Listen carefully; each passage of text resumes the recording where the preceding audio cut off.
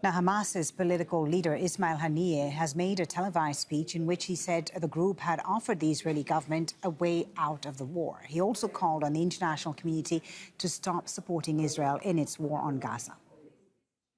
وقدمت الحركة تصوراً شاملاً. The movement has provided a comprehensive perspective, starting by ending the aggression, opening the border, the prisoner swap deal, and ending with the revival of the political and diplomatic movement towards the establishment of an independent state, with Jerusalem as its capital, with the right of self-determination. However, Netanyahu and his gang are misleading his own people and providing false promises which cannot and will not be achieved. نذكر الدول التي تدعم هذا الكيان. We remind the countries and states supporting the Zionist regime, legitimizing the pogrom perpetrated by them against our people. Chiefly the United States of America, we remind them that they must back down on these obsolete imperialistic policies and refrain from providing military aid to this fascist regime. We call on them to stop preventing the international will aiming at ending the hostilities and opening the border crossing.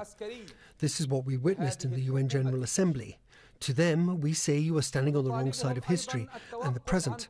The region and beyond cannot enjoy peace and stability as long as our established rights of the Palestinians are not restored. The rights of freedom, independence and the return of refugees.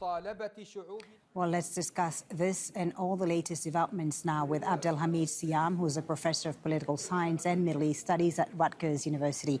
He is here in Doha in the studio with us. Thank you very much for joining us once again. Let's start with what Ismail Haniyeh, Hamas's political leader, said there, calling on the international community to condemn Israel. That seems to be falling on deaf ears because in just 24 hours, Israel has bombed the same refugee camp, killing hundreds of people. Why is there no stronger condemnation of Israel when it comes to this? This is unprecedented, in fact, to see a country obliterating civilians day in and day out, killing thousands of Palestinian civilians, children, human rights activists, rescue operation people, UN staff, and yet they did not condemn it. This is unbelievable.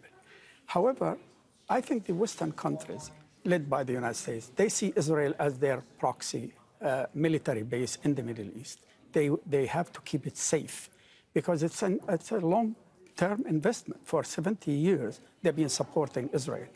They think if this base is shaken or weakened, then the Western hegemony led by the U.S. will be falling down after what happened in Ukraine. So they will be most likely not dictate their terms in Ukraine, and this will happen again. So they are supporting Israel blindly. There's certainly been a double standard when it comes to the treatment of Ukraine and what's happening in Gaza. We've seen it, we've heard it from European leaders like Ursula von der Leyen, from the US as well. Yes. But right now, what is also happening in these big capitals around the world is that there seems to be a shift in public opinion. We're seeing more pro-Israel, more pro-Palestine protests in support of people in Gaza, in support of Palestinians.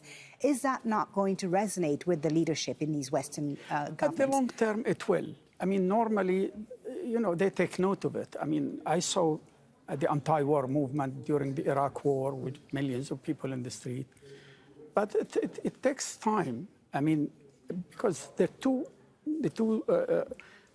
main powerful engines are working against the Palestinians, the governments and the media. The media is also dehumanizing the Palestinians, and you don't find really good balanced coverage of the war in the Western media. So that is another problem the Palestinians are facing. And the double standard, as you just said, is so obvious when it comes to Ukraine and Palestine. This is an occupation. So the occupier has the right to fight to keep the occupation, yet the occupied has no right to defend themselves and no right to fight occupation. This is unprecedented. I mean, all countries in the world who've been subject to foreign domination and occupation, they were glorified when they fight their occupier, except the Palestinians, they call them terrorists. This is unprecedented. Abdelhamid, I wanted to ask you about this latest move by Jordan, a significant one, as we heard from our correspondent. Jordan recalling its ambassador from Israel. How is this going to make a difference, you think, if any, on the ground in Gaza? in the occupied West Bank. And what about those Arab countries which normalize relations with Israel, the UAE, for example? Will they follow suit? I hope so. I hope this is the first step. I think Arab countries were embarrassed by what happened in Latin America, and those countries like Colombia and Chile and Bolivia. Bolivia even cut off its relation altogether.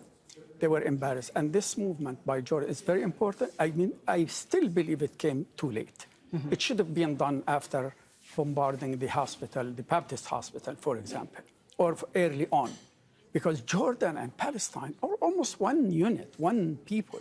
So they are mostly affected by this war. And if anything happens in Gaza, the Israeli will turn their guns toward the West Bank.